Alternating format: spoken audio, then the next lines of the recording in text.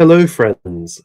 Welcome to this stream. My name's Nathan Hood, as many of you will know, and today we're going to be talking about a project that I've been involved with for quite a while now, called Litany for the Border, and it's quite interesting. It's not something which is um, so often online.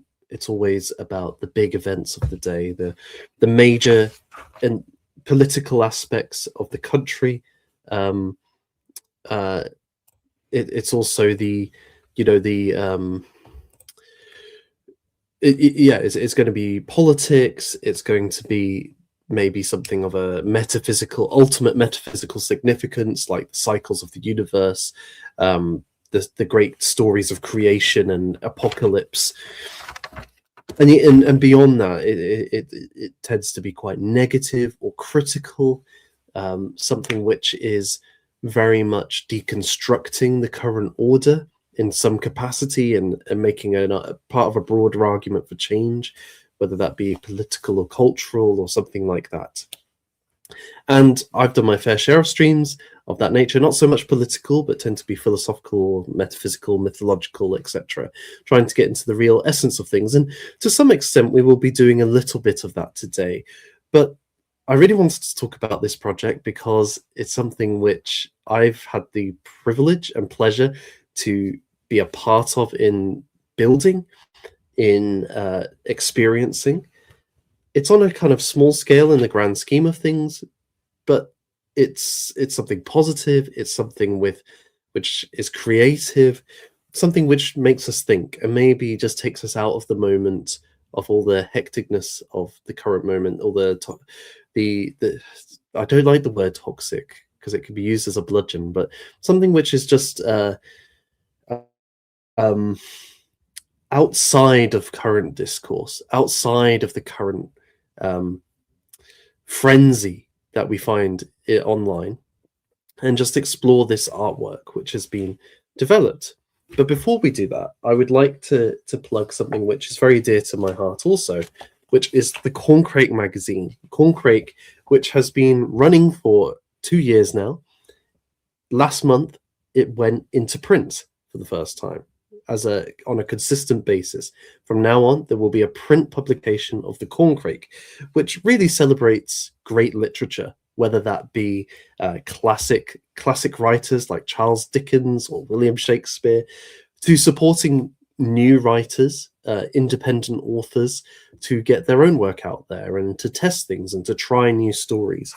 And this edition, which is for February, I mean, you can just look at the front cover. It's a very beautiful magazine. There's real attention paid to the artwork inside, and then it's filled with a number of interesting and intriguing stories. And I'm a big believer in not just reading digital copies of things, but actually having a physical book or magazine in your hand. It really makes a difference to the encounter with a story, and just having a lovely aesthetic magazine is in itself something worthwhile in this often bleak and tiresome world.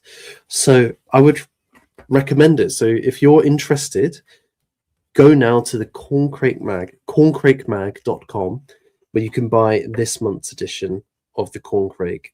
And yeah, trust me, it's worth it. It's worth it to support not only the magazine itself, but the authors that it is giving showcase to. With that said, let us turn to Litany for the Border. You can see it there. Light Up Berwick. And let me give a little bit of context to this artwork. As you will have seen there, it is in Berwick, or the town of Berwick upon Tweed, being on the northern edge of England. If you go to the northeast of England, Berwick upon Tweed is just under the border. And as its name suggests, Berwick is on the River Tweed. Indeed, the Tweed runs through the town. The north side, which is the traditional heart of Berwick, the south being Tweedmouth and Spittal, which are now part of the town of Berwick, but back in the medieval period would have been distinct areas, or distinct towns or villages and so on. And they are connected by 3 bridges: the railway bridge, the new bridge, and the old bridge dating back to the reign of King James VI of Scotland and the First of England. And in some ways, it represents in stone the unity of the two nations under him as the king of both. This art installation is currently ongoing in Berwick. It is here from Saturday the 7th to Sunday the 22nd of February. And it's been commissioned by an organisation called Berwick Shines, which is part of the local arts organisation, the Maltings. This is through Arts Council England funding, where they were given the opportunity to fund a series of commissions over the next couple of years as part of another thing called the Living Barracks, which is a rejuvenation of the barracks as a site, the Berwick Barracks, which are quite old. They go back 300 years or so that it can become a new cultural hub within the town, having a museum, a art gallery, workshop space, exhibition space, hosting events and installations such as Litany for the Border. So that's the kind of preamble and the context for why this has happened. And I'll just lay it out straight here. I used to work for Berwick Shines. I work as part of the Living Barracks now. So I'm not a neutral observer with this. I'm not somebody who's going to look at it from the outside. I've been on the inside from the very beginning of this project, and indeed have been quite involved in the logistics of it, from finding locations where the installation can take place, to organizing people to take part in various aspects of it, and then now that it's running, being involved in guided tours. But I actually think that this gives me an interesting insight into it, and what I'm going to be sharing is not so much the meaning of this artwork, because I don't think it's my place. I'm not the artist who's done this. There's as I'll come to, there's artists who have worked on this. And nor would I don't think they would say there's a definitive meaning either. I think rather what I'm looking to do is kind of comment on my experience of what the artwork means to me, or what I draw from it based on what they've said, the artwork itself, and maybe some interesting questions which rise out of this artwork. So let me show you a couple of clips of it, because I think that's the place to begin, and then we can kind of talk a bit more about it as an artwork. So if we go here, so this is on the Berwick Shines Facebook page. Hopefully you can see this now. So if we go here, you can see there are some lights in the sky going way up into the sky. Here's another one. Lights moving around dramatically. Again, we have the lights rising up into the sky. And this artwork here, let me come out of this share folder, indicates the kind of idea. We have 3 light beams, and these represent the 3 places in Berwick where we have these giant light, I don't want to say shows because that implies an audience, no, or a kind of entertaining thing. That we have these 3 light displays, or just lights located in 3 important places in the town: the barracks itself, we have the leisure centre, the sports centre on the south side of the river, and then the infirmary as well. And accompanying these are these giant light works which move and rotate and change their direction and are really tall in the sky. They're right up into the sky that they're beamed. You really have to crane your neck to look up at them, and you can see at the very top of them a kind of circle where the light is beaming off a cloud or clouds in the sky, and they can reach quite far. So the one from the leisure centre across the river can interact with the lights on the north side of the river. So they're able to engage with each other in a kind of dance and call and response aspect. And for those of you who don't know Berwick, that's hundreds of meters that we're talking, that these lights are traveling and reaching each other. So they're really huge and quite awe-inspiring in their own way. But at each of the sites, there is also a soundscape played um, with each light installation. And this involves music and then the sounds of Berwick, which have been recorded in various different ways. And so the you get a whole visual and audio experience when you go to each of these sites, and they work in a kind of pattern. The barracks is really the location of the first movement, the past, lasting about 10 minutes. Then the leisure centre is the present, lasting about 10 minutes. And then the infirmary is the future, and that lasts about 10 minutes. So it's a half-hour cycle, and this runs from about 5:30 each evening to 8:30. So you can see it multiple times and over the week, every night. So you could go to different locations and experience it in different ways and in different orders as well. The team behind this, the main team, well, there was Gareth Hudson. He's the artist who conceived of this idea, who's the producer, who did a lot with bringing the whole project together and really focusing on the light aspect and how they weave in the sky. There's Toby Thurling, who's a sound engineer and really developed the soundscape for this and did a lot of the recording work.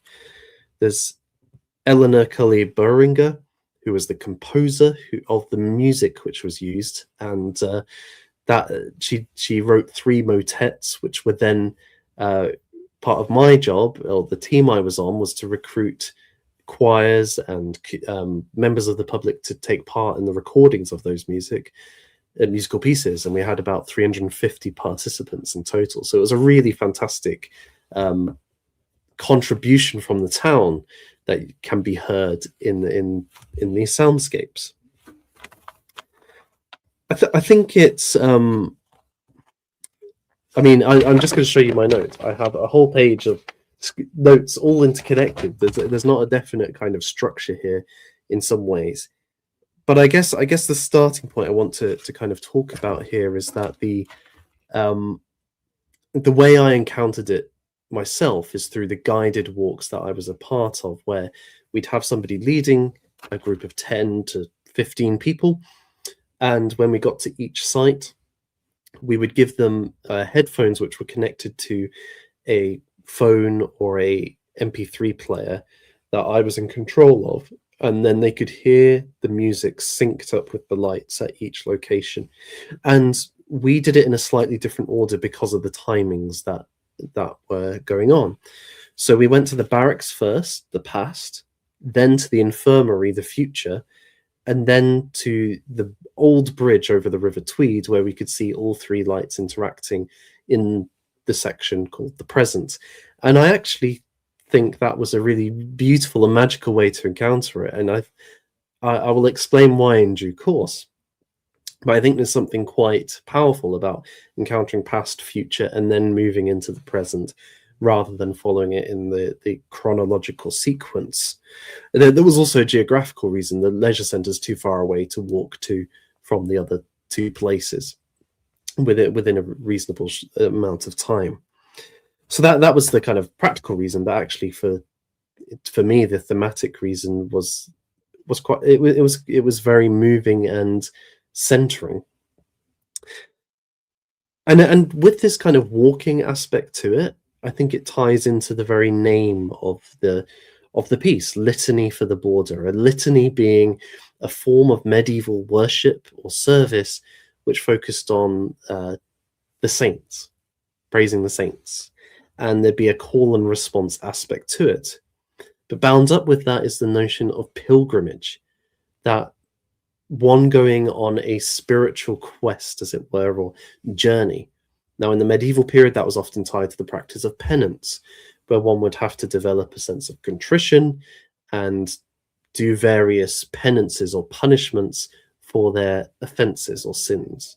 And these might be things like giving to charity or going to a certain shrine and donating to that, and then bringing a relic back with you and donating it to the church, etc. But as the centuries moved on, and I think particularly around the time of the Reformation and Catholic reformations with the movements like the Jesuits, there's an interiorization of the pilgrimage, and it's less about the external deeds you do and more the journey that you go on, because the Christian life is a journey. It's one of, you start in a state of sin and move to a state of grace, and that involves a transformation of the heart and the mind, and thus of one's actions. And so a pilgrimage is in part a chance to not only walk somewhere, not only to do certain deeds, but actually to, in an interior way, go on a journey to begin in one place with one's vices and move to virtues, to maybe overcome something, or to wrestle with something and move over that mountain, etc., etc. And a lot of the great spiritual writers, Christian writers, such as St. John of the Cross, will characterize the spiritual ascent towards God as like climbing a mountain, and so on. So Gareth is kind of tapping into this with the concept of this artwork, that we're not just stationary, sitting, watching a performance. We're not just in an art gallery, going along a row of paintings. We're actually moving from one site to another to encounter these places in new ways, and in some sense seeing them in new light, or finding something new within them. And certainly when you go to each of these sites, what you're greeted with, as I showed earlier, is these giant beams of light reaching into the sky, moving around with each other in time with a very wonderful soundscape, which is really rich and melodic. And so you are it's almost like this place which you are coming to isn't just a physical location. It's not just a collection of buildings, as we hear in the actual soundscape itself. Berwick is not a collection of buildings. It is a culture. It is a heritage. Maybe there's a sense of there's an essence which is being drawn out of these places to really receive new insight into them, into the barracks, into the hospital, into the leisure centre, into the town itself, and maybe into the deep fabric of reality in some way. It's almost like you're going for a revelation, And I think that is very much the case when we would walk to our first place, the barracks, the Berwick Barracks, which is, as I've said, indicative of the past, or at least that's the theme of this location. The soundscape and the lights are kind of moving in connection with the past, and it's a fitting venue for that. The barracks were built in 1721. And actually designed initially by Nicholas Hawksmoor, the famous architect. And they're a historic building. Their architecture is reminiscent of a Georgian period building. But they themselves are surrounded by the Elizabethan walls of the town. Berwick is one of the, I think it has the most complete Elizabethan walls of any town in Britain. That's in part because it's on the coast, and so Queen Elizabeth and her advisors were worried that continental powers might attack it, and use it as a base of operations into the north of England. There are also parts of the medieval walls there, because Edward I and later Robert the Bruce built stone walls around Berwick to protect it, because at that time it was one of the most it was one of the richest and most economically successful towns in the whole of Britain. Indeed, at one point in the 1200s, only London made more money than Berwick. It really was the cosmopolitan hub of trade in medieval England and Scotland, at least in the north of England. And this kind of steeped in such history, which is present all around Berwick, and it is a huge part of what makes Berwick the place it is and draws people to it. Gareth and uh, Eleanor were very influenced by the monastic traditions and monastic life, which had been a part of Berwick for over 900 years or 850 years. There are references to religious houses being built in Berwick. The nunnery of St. Lawrence, for example, in Bondington, which is now part of Berwick, dates back to 1151. And over the next few hundred years, there were at least, I think there was 13 religious orders based in Berwick at various times, and then another. Now, part of this was because Berwick was such an important economic centre for Scotland and the north of England. Really, essentially, David I founded Berwick as a royal borough because he needed to export wool to the continent. And in places like Flanders and Bruges, there was a real appetite for Scottish and Northern English wool. This would then be made into cloth and sold in Italy.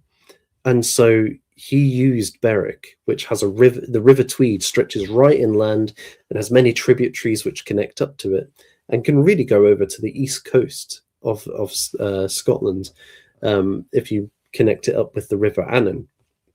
This was really a highway where many people, including the king, could transport wool to the coast and then off to the continent. And so it became a real cosmopolitan hub. This, of course, benefited the religious orders. Places like Melrose Abbey ship their wool off to Berwick and make a lot of money through that, and thus are able to sustain the life of the monks in the abbey there.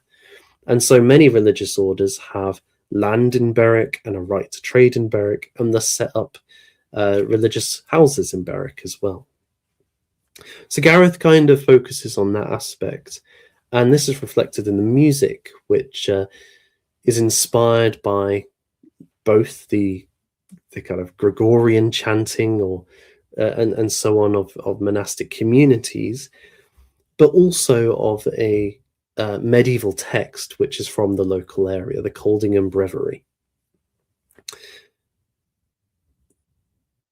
This then is very fitting for this place. It gives a real sense of the past here, that there is how would you put it? Well, there's this moment where the light in this movement really is like a pillar from the sky to the ground, and you have to look all the way up, and you can see it right above you, several 100 meters high, let's say, reaching up to the sky, and almost like a connection with God or the divine or whatever you want, the sacred, is like bringing it right down into the ground where you are. And this pillar, it could be seen in that classical way of the sacred and the earth being connected, almost like a divine light shining down upon you. But I think it also is, and so it's tapping into that sacred music, sacred way of life, the monastic life, which has been a big part of Berwick's history. But it's also not quite the same as that, right? Because, it may have a broader sense, a broader meaning. And being with the past, it's almost like the past has that relationship to us. It's not just an abstract thing far away from us that leaves us untouched. Actually, when we come to the right place, when we can encounter the past or our heritage as like that beam of light coming from before to now. And I think that's a really beautiful way of seeing it. I suppose as well that it so the piece of music is called Of Sea and Land, and of course Berwick, being on the coast, is a place where the two meet. It is a border. It is a border between the sea and land, and so this beam of light is in some way reflecting that relationship of the sea and land together, and the sky, the connection of sea, land, and sky is very geographical. And this light beam kind of unites them all vertically, at least sky and land. I guess one aspect of this is that, and this is probably the time to raise it. Maybe I should have raised it earlier. I don't know. But as I've been saying, there's a heavy emphasis upon the sacred or spirituality within this artwork, and certainly at the very beginning there were around spirituality with people from Berwick, which some of them are included within the soundscapes. This part of the music is and lighting is inspired by monastic traditions and so on. And there's maybe two things to be said here. One is that that's an interesting element of Berwick's history to focus on or to draw out, because oftentimes, as I've been mentioning, the main architecture which survives, medieval and Tudor, are military in nature, and that reflects Berwick's military past. While it was an important economic centre, because of that, it needed to be defended from being on the border. And so a castle was built, stone walls were built, and the town has changed sides between England and Scotland over 13 times. And some of those have been very bloody. In 1296, Edward I sacked Berwick. He laid it to waste. And other times, such as when Robert the Bruce came, he besieged it, and there was widespread looting. Or Edward III, and maybe I think it's one of the first use of cannon fire in English history is against Berwick Castle. So this has been a very bloody place. It's been a place where military invention has really been applied because it's such an important and vital point in the land and economically for whichever side, for both sides. So that's the kind of thing which gets emphasized the most.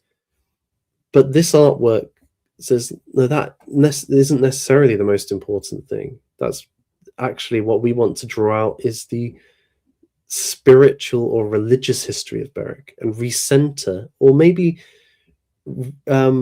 awaken us to other elements of the past than we are aware of.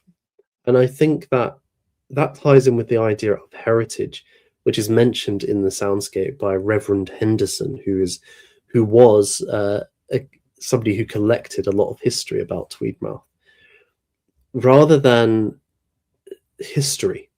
Because history, if we want to be kind of very analytical about this, is more I guess you could say it's a scholarly discussion of what happened and why it happened. Whereas heritage is more about the story a community tells about itself and where it came from.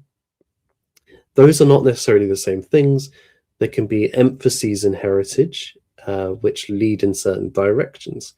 And I think that the very fact that Gareth is focusing on the sacred and the spiritual in this section of the past, it emphasizes the contingency of heritage, how the present shapes our connection to the past. That it's not just something which is given to us, but actually we are in turn shaping the heritage we are receiving, as it were. And so on for the next generation, that we're going to pass this on to the next generation. So I think that's quite an interesting way to think about it. And also seeing heritage as a gift, just like that beam of light coming down to us, like a divine revelation. So heritage in this work is seen as in that way, as it's a gift to us. And that includes the military, but in some ways pacifies it, or presents it in a kind of benign light, the whole of Berwick's history or heritage is a gift to us to enjoy and then pass on in due course. Where should I come to this? Yeah, I'll come to it now, because I don't know where the rest. Like, I've got so many notes here. It's I don't know if I'll come back to it in time. But the other thing I wanted to mention here was that the idea of the sacred, which runs through this and notions of spirituality. It's kind of interesting because several of the comments within the soundscape talk about liminality, that Berwick is a liminal space. Now, this is a word that gets used a lot. Thin spaces are used as well. Places which are supposed to be more readily open to connection with the divine or inspiring certain senses of the sacred, maybe feelings of awe and wonder and mystery and connection, something like that. It seems like lots of places get described this way. It can also be maybe a bit of a play on the idea that Berwick is literally on the border between Scotland and England. It's on the border of land and sea, and it's a border between, well, the material world and some kind of spirituality, maybe. And the way that that's evoked is by drawing on for something very beautiful, the light display, and the music, which is reminiscent of the kind of monastic medieval music. And it's interesting to me that's how we kind of present, or that's how the sacred is presented. It's almost something so other than the ordinary way of things. It has to be aesthetic, and it has to be from the past, and of a very specific religious tradition, which in itself was totally dedicated to pursuing a spiritual life or a holy life. I find it interesting because there can be a temptation, and I think to some extent this artwork could fall into this position, where we see the sacred as tied to certain places and not to others, to certain activities and not to others. So it's somewhere like beautiful places in nature. It's when we sing certain kinds of music, when we are engaged in certain sorts of very heavily ritualized ceremonies and so on. To some extent, this is a heathen, pagan way of thinking. Certainly the idea that like rivers, bogs, mountains, hills, etc., there are deities, there are the Fae who are tied to these places, and we can interact with them at these specific places and not necessarily in the village square, for example. It can also be tied to, okay, there's something intrinsically more connected to God in the monastic life, in the Christian monastic life, which is of a higher metaphysical order, higher order closer to God than the everyday life of ordinary faithful people. That's been an aspect of medieval Catholicism. But one of the things that I think is quite powerful in the Protestant Reformation is the idea that, certainly in Christianity, that God isn't located at specific places, but God is present everywhere. And indeed, God can be glorified in any activity when it's done to its best in the service of God. And so you get figures like Luther and Calvin who will say that the tailor is no less than the priest, because as providing that both of them do their vocation to the best of their ability, as they've been called to by God, then they are honoring God, and both are worthy of praise. Just because the priest spends his time working on sermons and thinking about God more explicitly, just because he maybe does what is officially a religious role, that doesn't mean God isn't present with the tailor and the shoemaker and the baker. And indeed, God delights in all of these activities. That's not to say these ideas are not there in Catholicism. Somebody like Brother Lawrence, the monk of around the same time, actually, I think in the 1600s he was writing, spoke about how he felt the presence of God while he was washing the dishes or doing various chores for the other brothers in the monastery. there's a sense in which the sacred can be encountered in the everyday, in the ordinary, because God is there. That at least would be one perspective within the Christian tradition, is one that I very strongly believe in. And so there can always be a part of me which is like, are we overemphasizing the idea here that the sacred is tied to certain places and modes of interaction, modes of experience? Can it be encountered in the normal and the ordinary?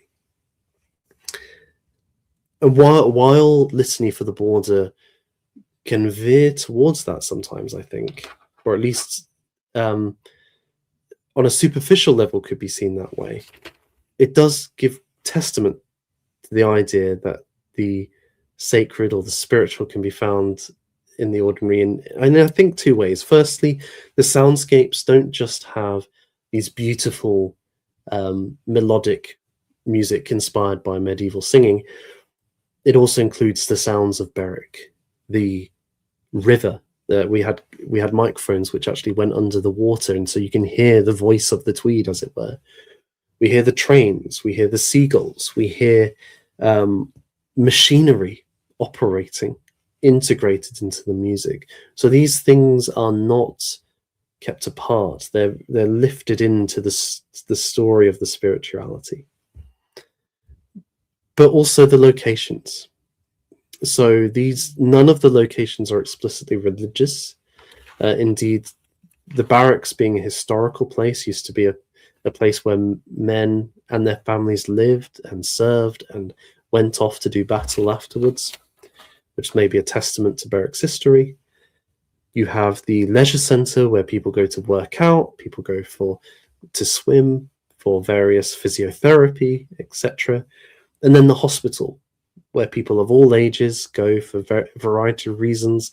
Maybe we'll come to more of that. But you can see these are places which are thoroughly integrated, and especially the sports centre and the hospital are thoroughly integrated into the life of the communities today. These are not necessarily holy places, as it were, but these artworks kind of, because of the way that they're situated on the roofs of these places, or within these places, it's almost like we're getting a revelation from them. They're kind of, oh, this place isn't just the hospital. Actually, there's a whole beauty and sacredness to this place, or can be seen in this place, I should say, and the lives of the people who have been there in the past, in the present, and the future. I guess still saying that, though, that isn't immediately obvious to us unless we kind of have this sort of artwork which develops a sense of the sacred through presenting it as a distinct liminal space and a form of music which invokes the holy. And I wonder if part of that is because of the power of secularization. 300 years ago, when the Calvinists were following the Protestant work ethic, they believed full-heartedly that God was with them when they were doing their vocations, when they were working, when they were milling and sowing and planting the fields and chopping wood. God was with them. They could feel the sacred. They didn't need to have fancy music and beautiful lights to make them feel that way. They had a conviction that God was there and delighted in their work. But secularization has removed God from the everyday activity and really relegated religion to a private hobby, as it were. It's something you do in your spare time. It has no place in the workplace. And so to see God in the workplace, to see God in the everyday, we have to have it more heavily brought to us. It has to be more explicit in its kind of sacred coding, as it were. We wouldn't recognize it unless it was like how Gareth has done it, in terms of these awe-inspiring lights and this medieval-inspired music. So I guess that's I'm not really coming down on the side here or saying this is good or bad. I'm just I think the artwork in itself raises these issues around how do we encounter God, the divine, the sacred, in a secularized age.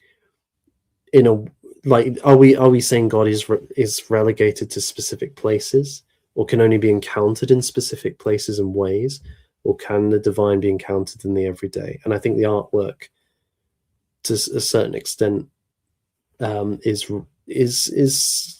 kind of wrestling with those things. Before we move on to the next two areas, there's probably a further point with that, and let's focus on that now. Don't worry, I didn't say all of this on the tour, by the way. It would have been a very long tour.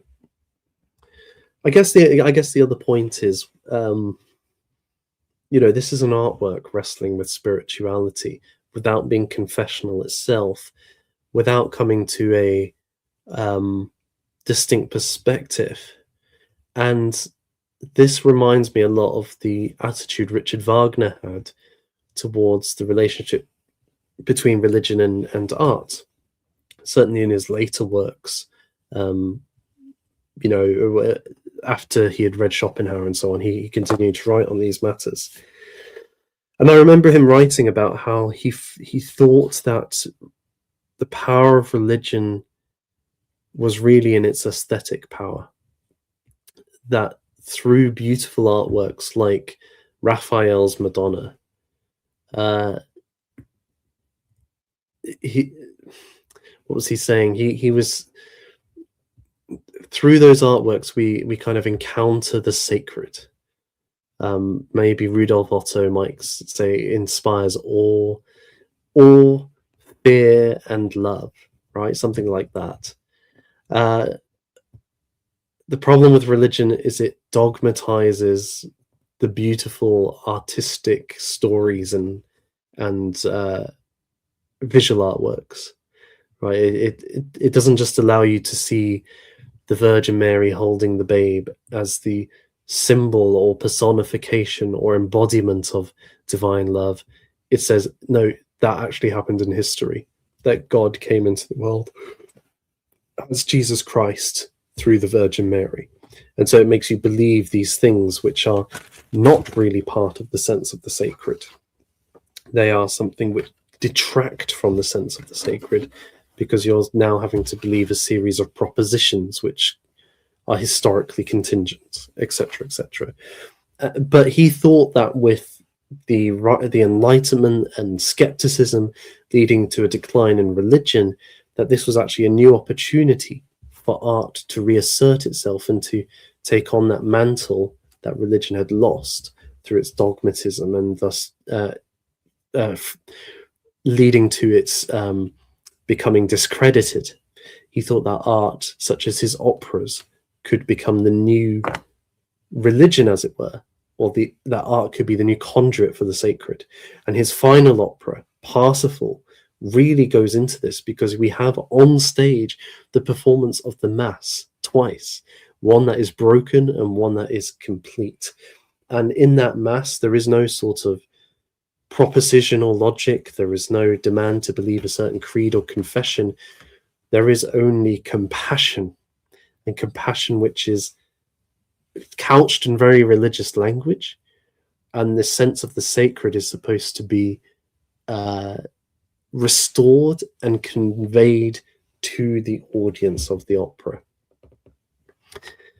And it struck me while being present in with these artworks, that they are not, that while I don't know Gareth's own perspectives or Toby's or Eleanor's, but in this day and age where we live in a world of skepticism, where not only are many people not affiliated with an institutional church or religion, but also that if you were to do a public artwork like this, you probably can't assert a certain religious perspective, and you're trying to incorporate a lot of different people to engage with it.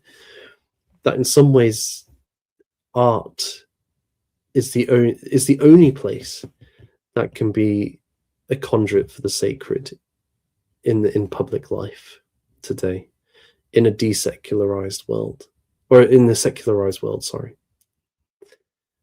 What's interesting about that, though, is, I guess, and this was the challenge that Wagner had, is what is the sense of the sacred if we are removing the metaphysical? What does it mean? What's it in reference to? Is it just a series of feelings, or is there something that we're actually pointing at beyond the artwork itself? And I suppose that's a question that each person will have to encounter when they engage with this thing, with what this brilliant, beautiful art that Gareth, Toby, and Eleanor have developed with the people of Berwick. Because, yeah, I guess it's I guess it's a question mark. A question mark. Can it transcend itself, this artwork, or is it bound by being the product of human beings, and there isn't anything more beyond that to point towards? I don't know the answer to that. I don't know. Part of me feels, though, that the construction of the cathedral, or the hymn written by Bach in service of a god who he believes in, it has a different character to an artwork which doesn't have that dialogic nature with something beyond the human and urban and natural environment. It isn't addressing something beyond itself or its components. And so I wonder whether it can capture that same relationship in an artistic form, if that's what it's trying to do. I don't think it necessarily is, but then it's a different kind of thing, right? It's a different kind of thing to a religious devotion. And so how does that change your relationship to, how does it channel spirituality then? How does it arouse the same sense of the sacred? It might be unfair to put it in those ways, because Gareth's never said that he shares Wagner's views. But I think it's an interesting extension of Wagner's ideas that art is has kind of has taken the place, supplanted. I don't know how you would put it. It's moved into that space where religion once was, in terms of developing a sense of the sacred. And so I'm intrigued what that actually means if you remove religion from the sacred. We've been talking a long time about movement 1 here. Let's move to the next location we would go to on the guided walks, which is the hospital. And that was where we had the final movement of this, because it would take 10 minutes to walk between the barracks and the hospital, and in that time the movement called the present was being played, so we only arrived there for the future. And this is actually I think it's a really good place to have the future, because it's for a number of reasons. Firstly, at this hospital is a maternity unit, and this is a place, therefore, of new life, of birth, of people coming into the world, creativity, and so on. There is also, at this current moment in time, a new hospital being built behind this current one, or as part of this current one. So there's a newness to it there too.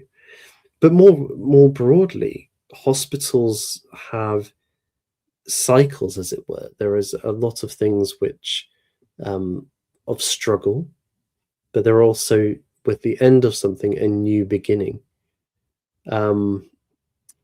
So I think that and those new beginnings could be challenging.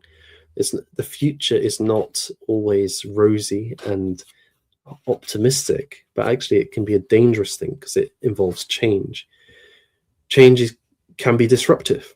It can shake open the order and sometimes the static and stultified.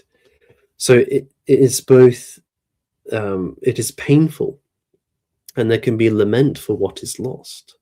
And certainly the first part of the soundscape here, this beautiful quartet, there's a sense of real, there's a mournful tone to it, but also a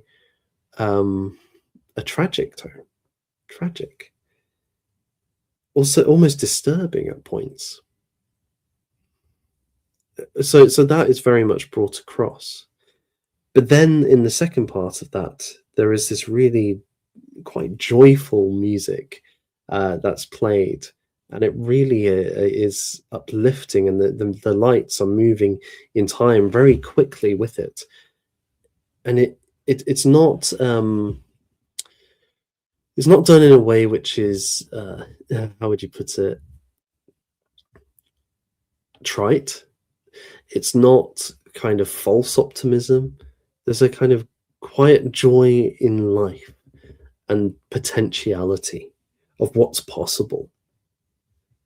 At the same time, though, I think that what's really cool about this location is the hospital itself. The old hospital infirmary is a Victorian building, as I understand it, and it's right opposite the Elizabethan walls. And so by situating the future in this place, what you're getting then is this spatial conversation, as it were, which sees the future as not cut off from the past, but actually rooted in it, in conversation with it, and not eliminating it. Indeed, actually, the lights from the barracks and the infirmary often can intermingle and work with each other. They're that close together.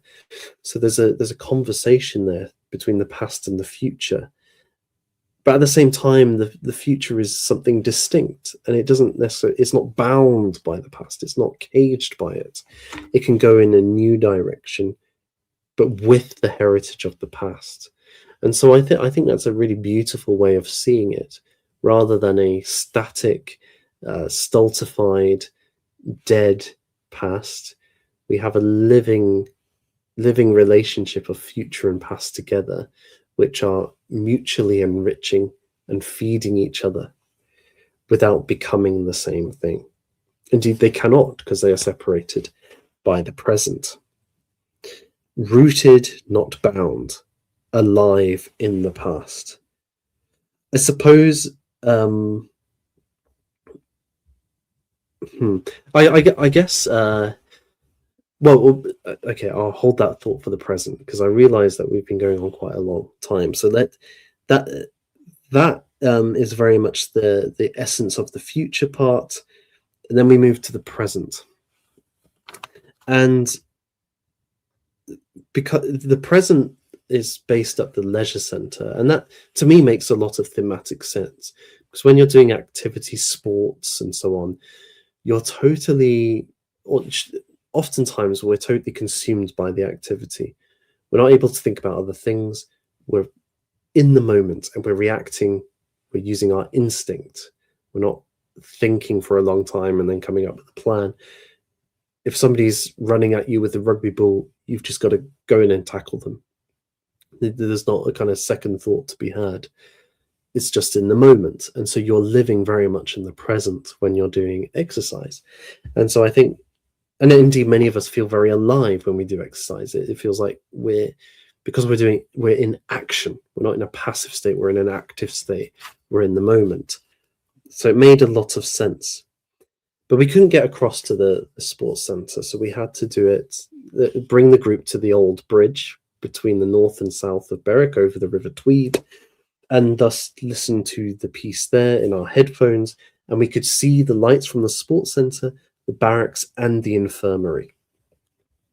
And this was really magnificent, because in the present piece, especially the second half, the lights from all three start to gradually come together and move together over the river and interlace, matching up with each other, moving into all these beautiful patterns with one another, interacting. And this is while you're on the middle of the bridge over the River Tweed. You are right underneath this dance in the sky that's taking place, and it feels like the past and the future, which can sometimes be seen in conflict, are actually meeting together in harmony, in a kind of singularity in the present, and that's where they both are, right? And that makes a lot of sense. The past and the future are flowing forth from the present and into the present, and so you're kind of in the middle of this vortex of light dancing in the sky. You're above the river, which the river is present throughout this soundscape. It's in the past, present, and future, and that represents its place throughout Berwick's history. It's the very foundations of Berwick are based on the river, and yet at the same time, the river in itself is a symbol for time that flows from the past, present, and future. So you're kind of in the middle of that, then you're in the border, because at some points in history, the River Tweed was the border. The north of Berwick was Scotland, and the south of Berwick was England. They were known by different names at those points, but you're on the border, and yet with these lights interacting in the sky, it's like that border has become the point where everything is meeting. All of those stories from the past, all those possibilities for the future, they meet together in the present. I think there's something quite. I found it very awe-inspiring being in that interlacing, underneath that interlacing dancing in the skies, and being in the center of it all, underneath it all. It felt like just talking about it, I'm struggling to give it words. There's an ineffable quality to it. It really was a sense of the sacred, maybe. I don't know if that's the right word, but a sense of something deep and rich, which didn't eliminate the differences, didn't eliminate the boundary between past and present and future. I should say past and future. Didn't eliminate the differences between the Scottish and the English side of the River Tweed, at least as it has been. Didn't eliminate the border, but brought it all together, saw the mutual indwelling of all of these things in each other, the participation they have in one another, maybe what might be called perichoresis. The individuality of each was not undermined by their unity in that moment, and that was quite special. So I definitely feel that was the right place to have it, and to have the present after the past and future brought those two things together in a very beautiful way. I suppose a couple of further points, and then we'll kind of bring this to a close, because we've been talking a lot longer than I expected, which is wonderful. One thing is that the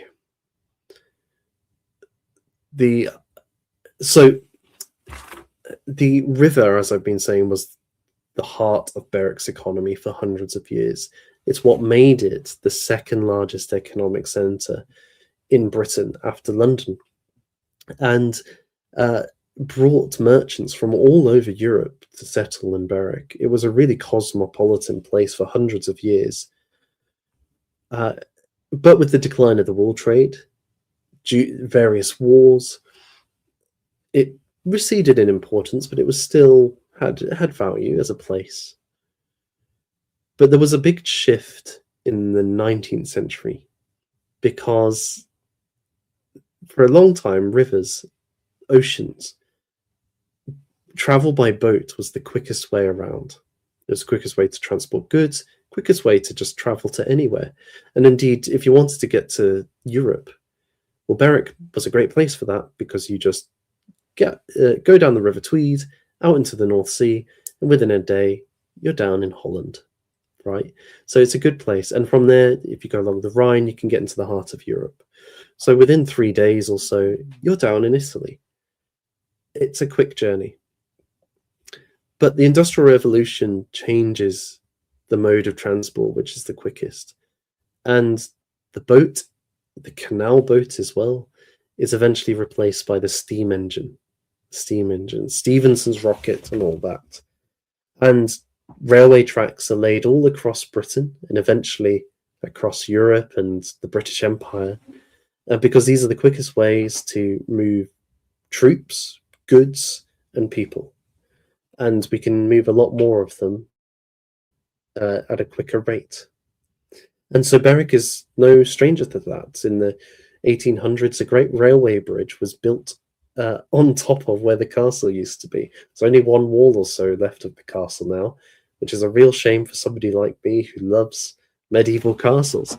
But this in a way is symbolic of the replacement of Berwick's ancient heritage based on the river, thrown out because now the railway is the quickest way to transport goods. And it really, even today, I would say, is in some ways much more important to the town than the river, because people can travel from London or Edinburgh into Berwick.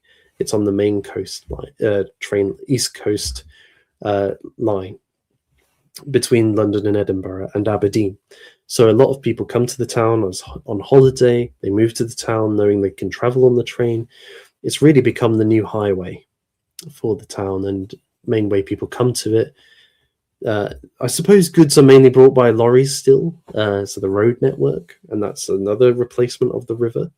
But certainly the train is the most iconic and has crushed the old, symbolically crushed the old thing that was there. I guess an aspect of this is how we encounter time. That changed with the trains in two ways.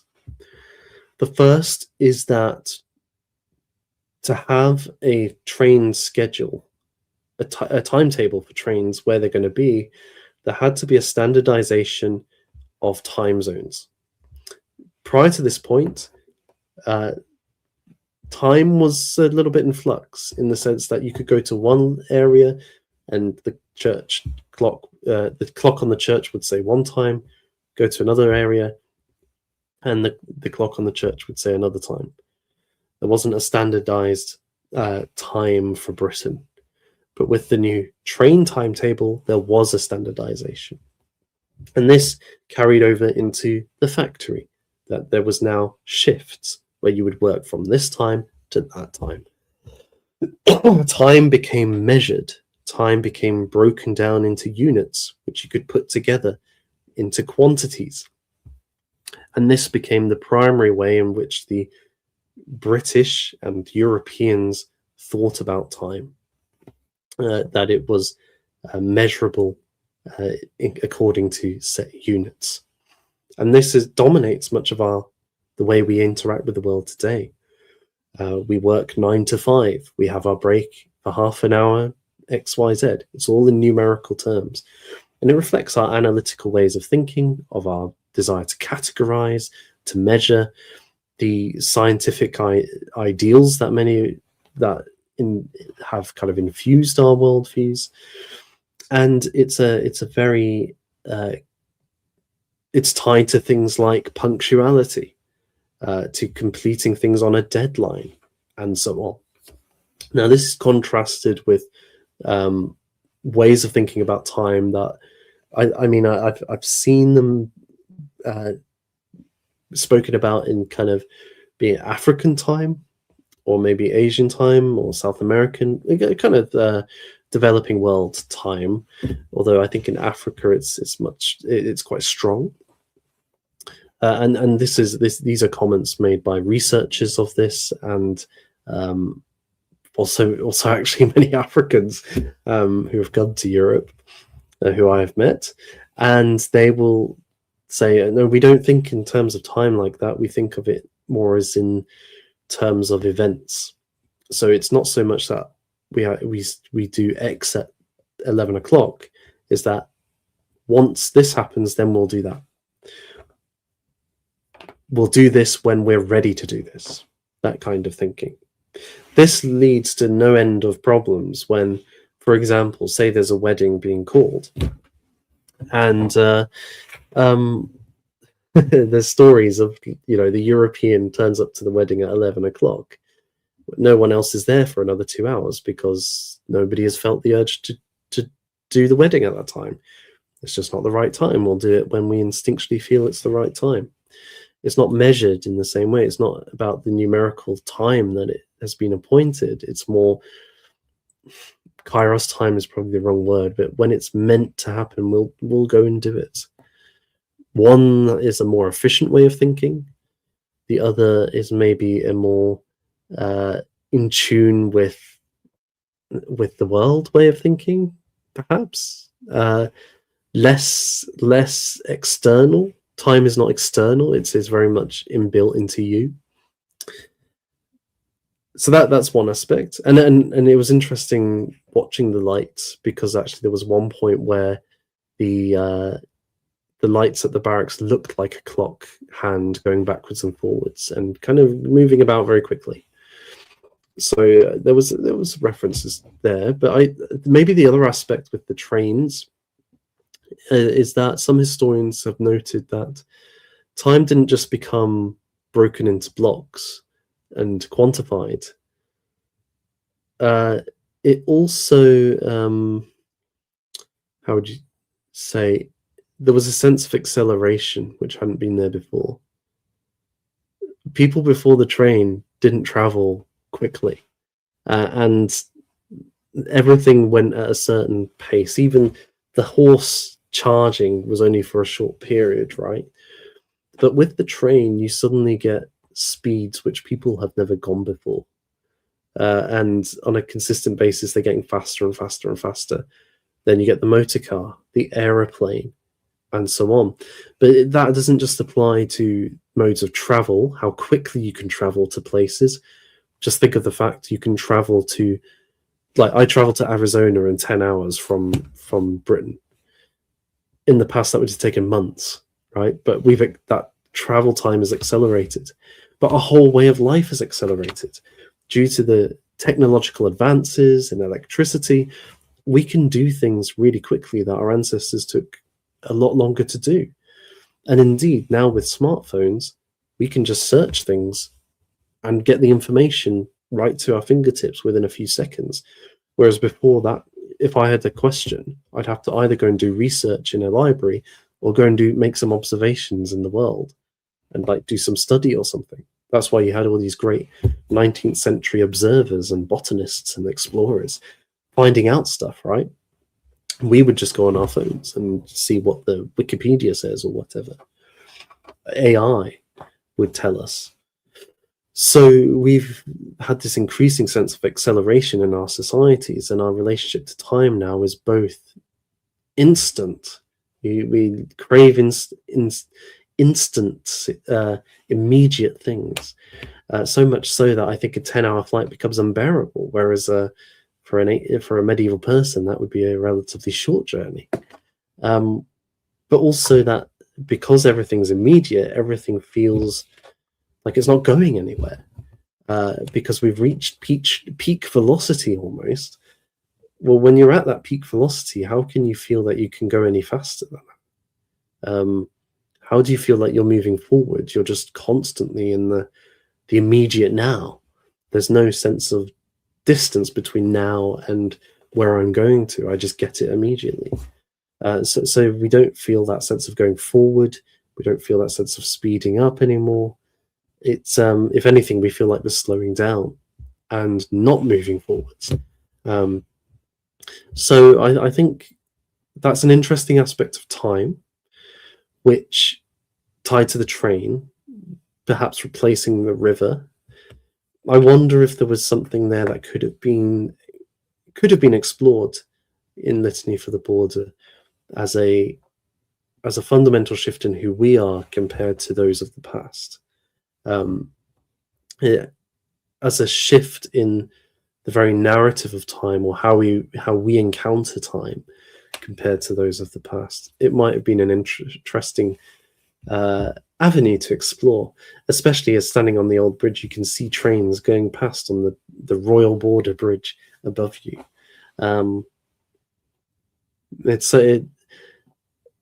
It was something that made me think, oh yeah, there's something there to kind of wrestle with and get our teeth into. I think that's the majority of what I want to say about this artwork. It's as I've said, I really enjoy it, and I feel an awe and wonder when I'm standing underneath watching these beautiful light beams and listening to the music and seeing the joy it's brought so many people, and the sense of peace I think it's brought many, including me. It's really to be commended, and the ways that it's provoked me to think about some very intriguing questions, deep questions about the nature of the sacred, how we encounter it, the nature of time and how we encounter it, how we present our relationship between the past, present, and future. The relationship of art and the sacred. There's a lot to get your teeth into with it if you're looking for it, and I think I would thoroughly recommend that people go to see it if they can. As I say, it's in Berwick upon Tweed for every night, 5:30 to 8:30, until next Sunday, I believe. So, or at least until next Saturday. Yeah, next Sunday. So, if you're in Edinburgh or Newcastle or within travelling distance, get yourself along to Litany for the Border. And it's been a real privilege to work on it, to be a part of the team who helped deliver this artwork. And I think it's a real sign of how much I like it, that I'm not just saying, oh yeah, this is great, go along, and it's all perfect. I actually think seeing things which make you think, make you wrestle, maybe challenge the way you think about things and make you challenge the artwork in response, that's a sign that, yeah, it's something really connected. And in some ways I want to work that out further. I want to see like a little fire in me, and that fire then is like, okay, what if we push it in this way? What if we push it in that way? How then do we? How that artwork has kind of given rise to these thoughts and feelings, and that is something to be much lauded in it. I don't know if the artist will see this or not, those who have been involved. But if they've got to the end of this hour and 15 minutes or so, then I just want to say thank you for making it. And I hope that many people will encounter it.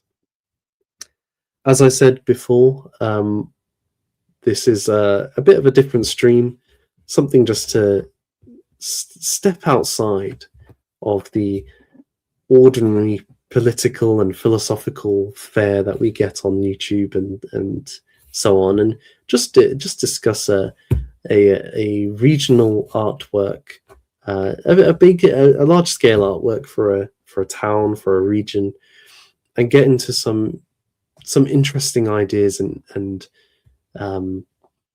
creative choices which the artwork has, which are built into this artwork. Thank you so much for joining, guys. I really appreciate your time and your comments. I've been watching in the chat, and I hope that you have a very good start to the week, whether you're already in it or are going into it tomorrow. That your work is filled with meaning and life, that your conversations and relationships are edifying and elevating, and that in this week that you are able to make a positive contribution to yourself, to those around you, and to feel that you have contributed as well. I certainly hope that for me. Till next time, friends, God bless and good night.